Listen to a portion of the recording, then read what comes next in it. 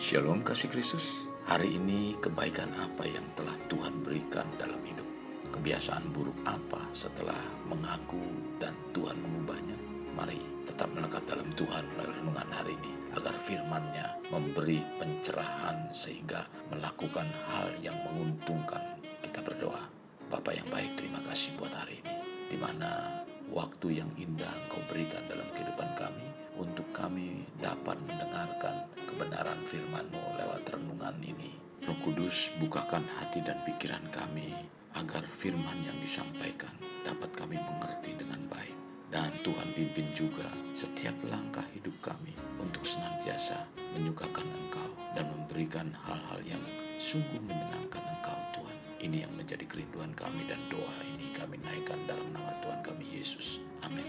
Melekat dalam Tuhan bertema hal yang merugikan, terdapat dalam Amsal 10 ayat 4. Demikian firman Tuhan, tangan yang lamban membuat miskin, tetapi tangan orang rajin menjadikan kaya. Kasih Kristus, ayat ini berbicara tentang tangan yang lamban dan tangan orang rajin. Tangan yang lamban mengindikasikan orang yang malas, dan orang malas dapat diartikan sebagai kegagalan untuk melakukan apa yang seharusnya dilakukan, meskipun memiliki kemampuan untuk melakukannya. Bila malas terus bercokol, maka akan melahirkan sifat malas yang disebut kemalasan. Kemalasan adalah rendahnya motivasi seseorang untuk melakukan pekerjaan, atau keengganan seseorang untuk melakukan sesuatu yang seharusnya ia bisa lakukan. Malas berarti menolak tugas, tidak disiplin, tidak tekun, dan tidak produktif. Mustahil kita bisa mewujudkan segala keinginan dan cita-cita jika masih memeluk erat rasa malas. Ada tertulis, oleh karena kemalasan runtuhlah atap, dan oleh karena kelambanan tangan bocorlah rumah. Tercatat dalam Pengkhotbah 10 ayat 18. Selagi ada waktu, mari kita melayani Tuhan dengan rajin, jangan malas. Adakah kita menemukan orang yang malas dan lamban berhasil dalam hidupnya? Bila kita mendapatkan orang yang malas berhasil, itu sesuatu yang mustahil. Alkitab jelas menyatakan bahwa tangan yang lamban membuat miskin. Tidak hanya itu, kemalasan mendatangkan tidur nyenyak, dan orang yang lamban akan menderita lapar. Tercatat dalam Amsal 19 ayat 15. Bahkan Alkitab mengkategorikan orang yang malas sebagai perusak.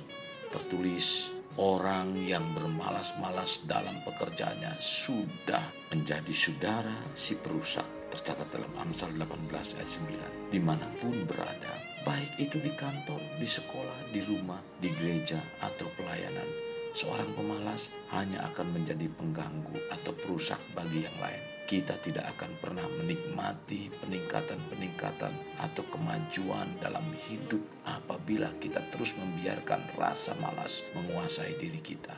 Sikap ini bahkan bisa membuat kita menjadi semakin rapuh dan gampang runtuh. Dan ayat bacaan kita hari ini menyatakan hal itu dengan jelas. Itulah sebabnya firman Tuhan menasihatkan agar kita mau belajar dari kebiasaan semut.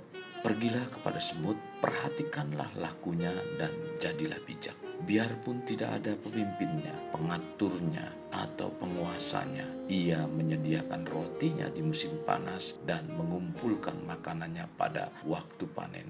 Hai pemalas, berapa lama lagi engkau berbaring? Bilakah engkau akan bangun dari tidurmu? Tidur sebentar lagi, mengantuk sebentar lagi, melipat tangan sebentar lagi untuk berbaring. Maka datanglah kemiskinan kepadamu seperti seorang penyerbu, dan kekurangan seperti orang yang bersenjata. Tercatat dalam Amsal 6 ayat 6 sampai dengan 11. Seorang pemalas biasanya suka menunda-nunda pekerjaan atau tugas sehingga pekerjaannya kian menumpuk. Prinsip mereka, besok masih ada waktu, sekarang santai dulu saja. Orang yang lamban dan pemalas selalu menyia-nyiakan waktu dan kesempatan yang ada, seperti yang diperbuat oleh orang yang menerima 1 talenta, sehingga tuannya menjadi sangat marah kepada hamba yang jahat. Tercatat dalam Matius 25 ayat 26. Jadi kemalasan dapat dikategorikan sebagai kejahatan. Langkah untuk mengalahkan kemalasan adalah keharusan hidup disiplin dan bekerja lebih keras lagi. Jangan biarkan hal yang merugikan terus bercokol dalam diri kita. Kerja keras adalah faktor penting penentu keberhasilan. Maka belajarlah menggunakan waktu sebaik mungkin. Jangan lagi menunda-nunda mengerjakan tugas yang ada supaya tidak semakin menumpuk. Kemalasan dan kelambanan hanya akan membawa kita kepada kegagalan. Kegagalan dan kehancuran seringkali berawal dari kemalasan yang terus kita biarkan bercokol dalam diri kita. Karenanya kita harus melatih diri sedini mungkin untuk menjadi orang-orang dengan semangat yang kuat dan giat. Ingatlah bahwa Tuhan tidak menyukai para pemalas karena penghalang untuk kemajuan, dan itu merupakan hal yang merugikan bagi diri sendiri. Tuhan menyukai orang-orang yang rajin bekerja, dan Dia pun suka memberkati kita lewat usaha sungguh-sungguh yang kita lakukan. Kasih Kristus, jadikan hidup kita untuk lebih bermakna. Membangun pribadi bermakna dimulai dari pribadi kita. Kita berdoa. Bapa, terima kasih Engkau mengajarkan kepada kami untuk kami berlaku sebagaimana apa yang Engkau katakan. Untuk kami tidak bermalas-malas lagi, karena itu merupakan hal yang merugikan untuk kehidupan kami, bahkan keluarga, demikian juga kepada orang-orang di sekitar kami. Biarlah kami tidak mau menunda-nunda waktu pekerjaan yang ada, sehingga hal itu tidak lagi menjadi satu hal yang merugikan. Pimpin kami untuk menjadi pribadi-pribadi yang giat, rajin, dan dalam setiap hal nama Tuhan dipermuliakan. Ini doa kami Tuhan, dalam nama Tuhan Yesus kami berdoa. Amin. Kasih Kristus, mari kita akhiri dengan mengedahkan kedua tangan kita.